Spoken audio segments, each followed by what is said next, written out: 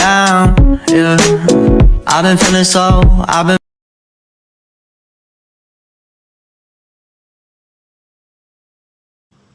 A. Pengertian kurikulum.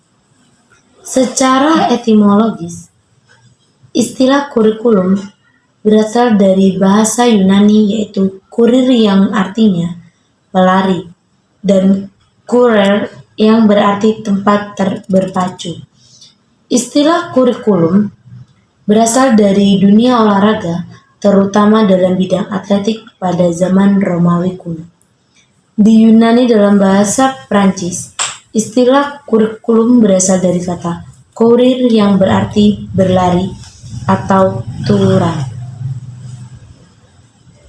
Kurikulum menurut tradisional, kurikulum berarti suatu jarak yang harus ditempuh oleh seorang pelari dari garis start sampai dengan garis finish untuk memperoleh medali atau penghargaan.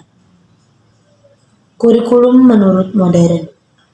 Kurikulum adalah semua kegiatan dan pengalaman potensi, isi atau materi yang telah disusun secara ilmiah, baik yang terjadi di dalam kelas, di halaman sekolah maupun di luar sekolah, atas tanggung jawab sekolah untuk mencapai tujuan pendidikan. Pengertian kurikulum dalam perspektif yuridis formal. Undang-Undang Nomor 20 Tahun 2003. Kurikulum adalah seperangkat rencana dan pengaturan mengenai tujuan, isi dan bahan pelajaran serta cara yang digunakan sebagai pedoman penyelenggaraan kegiatan pembelajaran untuk mencapai tujuan pendidikan tertentu. Pengertian kurikulum ini lebih banyak berhubungan dengan fungsi dan kegiatan guru sebagai pengembang kurikulum di sekolah, baik dalam dimensi rencana, dimensi kegiatan, maupun dimensi hasil. Konsep kurikulum. 1. Kurikulum ideal. 2. Kurikulum nyata. 3. Kurikulum tersembunyi. 4. Kurikulum dan pembelajaran. B. Dimensi-dimensi kurikulum. Berikut beberapa dimensi kurikulum. 1. Kurikulum sebagai suatu ide. Biasanya dijadikan langkah awal dalam pengembangan kurikulum. 2. Kurikulum sebagai suatu rencana tertulis. Dimensi ini menjadi banyak perhatian orang karena wujudnya yang dapat dilihat, mudah dibaca dan dianalisis. Dimensi kurikulum ini pada dasarnya merupakan realisasi dari dimensi kurikulum sebagai ide. 3. Kurikulum sebagai suatu kegiatan. Kurikulum dalam dimensi ini merupakan kurikulum yang sesungguhnya terjadi di lapangan atau real kurikulum. 4. Kurikulum sebagai hasil belajar. Hasil belajar dapat dijadikan sebagai salah satu dimensi pengertian kurikulum. 5. Kurikulum sebagai suatu disiplin ilmu. Sebagai suatu disiplin ilmu, berarti kurikulum memiliki konsep, prinsip, prosedur, asumsi, dan teori yang dapat dianalisis dan dipelajari oleh pakar kurikulum, peneliti kurikulum, guru, dan lain-lain. 6. Kurikulum sebagai suatu sistem. Sistem kurikulum merupakan bagian yang tak terpisahkan dari sistem pendidikan, sistem persekolahan, dan sistem masyarakat. C. Fungsi dan peranan kurikulum. Dilihat dari segi pengembang kurikulum atau guru. 1. Fungsi preventif. 2. Fungsi korektif. 3. Fungsi konstruktif. Dilihat dari sisi peserta didik. 1. Fungsi penyesuaian. 2. Fungsi pengintegrasian. 3. Fungsi perbedaan.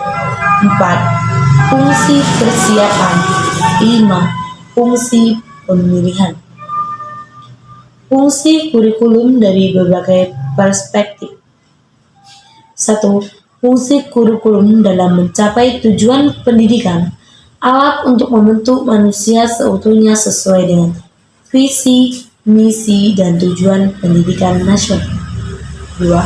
Fungsi kurikulum bagi kepala sekolah merupakan pedoman untuk mengatur dan membimbing kegiatan sehari-hari sekolah, baik kegiatan ekstrakurikuler, intrakurikuler, maupun kokurikuler. 3. Fungsi kurikulum bagi setiap jenjang pendidikan untuk mencegah terjadinya persoalan mutu sekolah baik itu SD, SMP, SMA, bahkan perguruan tinggi, maka harus ada 1. Fungsi kesinambungan. 2. Fungsi penyajian.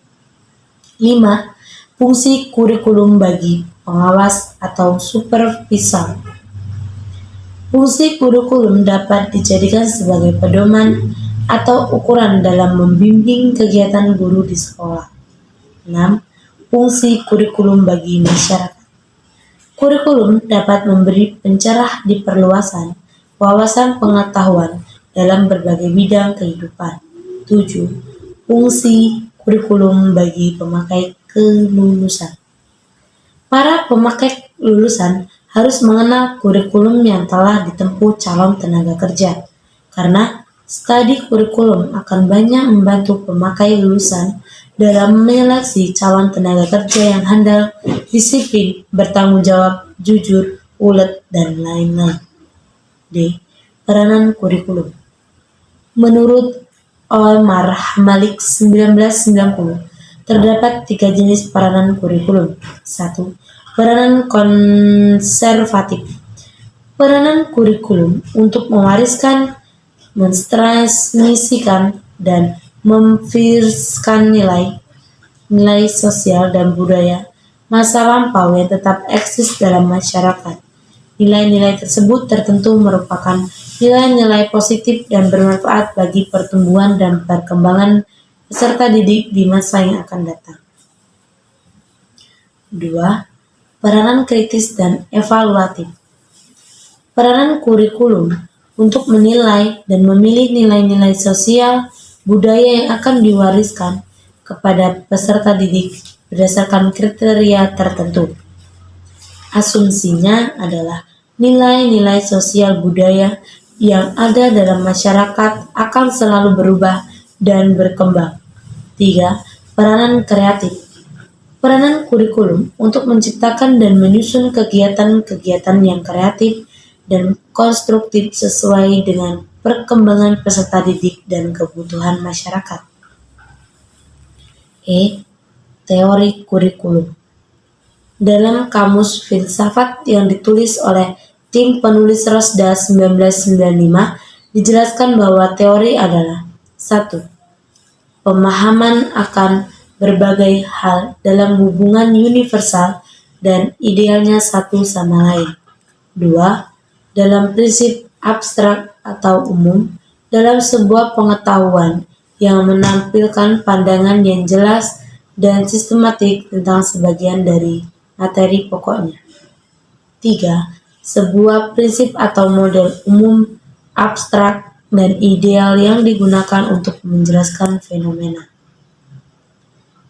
Teori kurikulum bukan hanya sebagai landasan dan acuan, tetapi juga dapat menjelaskan dan memprediksi bagaimana praktik kurikulum. Teori kurikulum mencari prinsip-prinsip atau pernyataan tentang apa yang seharusnya atau tidak seharusnya ada atau terjadi dalam pendidikan. Teori kurikulum selalu mengandung implikasi terhadap sikap dan perbuatan yang akan dilakukan. Oleh karena itu, kurikulum selalu melibatkan aspek-aspek epistemologis atau pengetahuan, ontologis atau eksistensi atau realitas, dan aksiologis atau nilai-nilai. Teori kurikulum dapat ditinjau dari 2 fungsi, yaitu 1. Sebagai alat dan kegiatan intelektual untuk memahami pengalaman belajar peserta didik dalam proses pembelajaran. 2. Sebagai suatu alat atau metode untuk mencapai tujuan pendidikan berdasarkan data empiris. Tujuan teori kurikulum adalah mengembangkan, menilai dan memilih konsep-konsep tentang kurikulum sehingga dapat melahirkan gagasan-gagasan baru tentang kurikulum. F. Kedudukan kurikulum dalam Sisdiknas.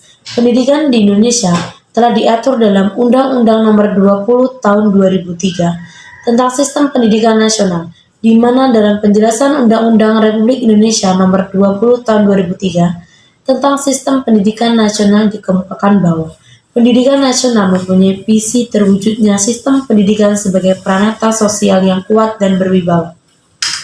Berdasarkan visi pendidikan tersebut, pendidikan nasional juga mempunyai misi dan tujuan.